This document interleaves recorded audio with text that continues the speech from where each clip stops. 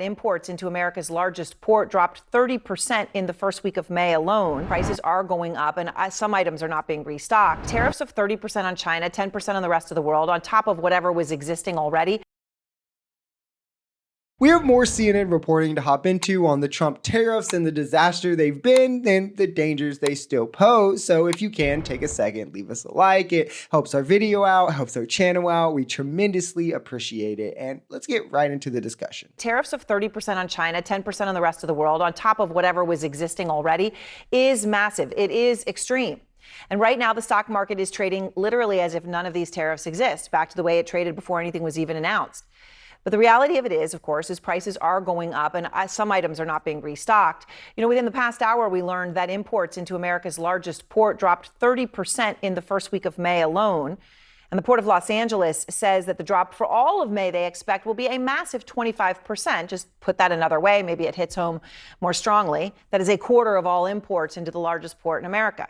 And for Diamond and other leaders in the American economy, the problem is even bigger. And to clarify, in an import-based economy, when our ports are having issues and imports are dropping because of that, that's really scary signs for our economy. I mean, we're built on that exact thing, functioning smoothly. These essentially allow us to do the manufacturing that is the stalwart in which drives money for us, cash velocity for us. If your economic policy is disrupting this, it's objectively a bad policy. But according to Trump, we're supposed to believe that everyone else is wrong, all the professionals, and he's right, despite the fact that all the professionals he said was wrong on the campaign trail were right in all of their predictions about what would happen if the tariffs happened.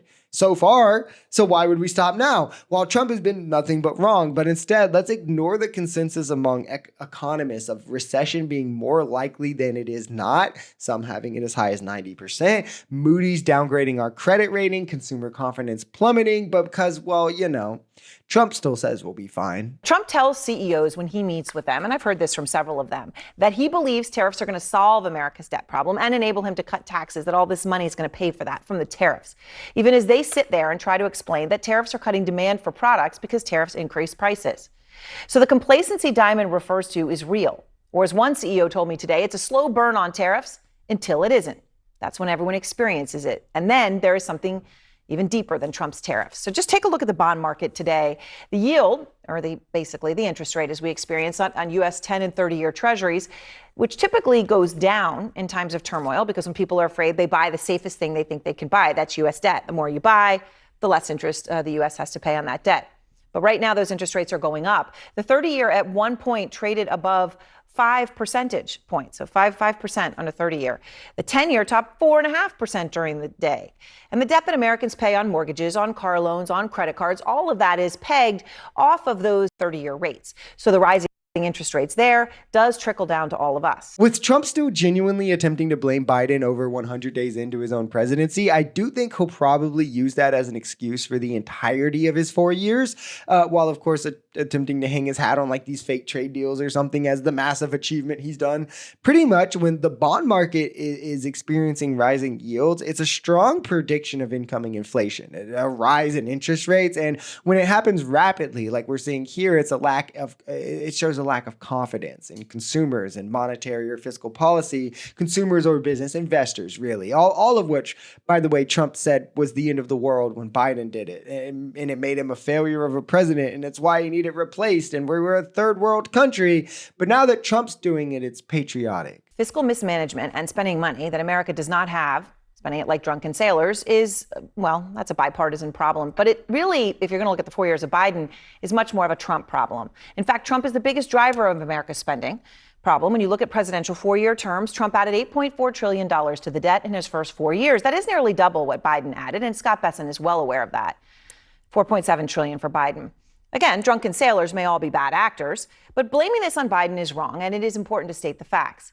Because Trump is right now trying to add more debt, pushing Republicans to pass what would add more to the national debt. To be clear here, Trump is trying to force Republicans to sign his bill into law that would instantly create over 80% of the debt that Biden signed into law in an entire 4 years. But we were told that that is terrible, and what Trump's doing now is just great. As the party that somehow still gets to claim fiscal responsibility, despite that never being historically accurate, literally don't get how that worked for them. It's literally just the line that they used when they would deny poor kids health care or justify private insurance as denying cancer patients health care because they were too costly, like because it sounds better than, well, we'd rather give that money to the billionaires.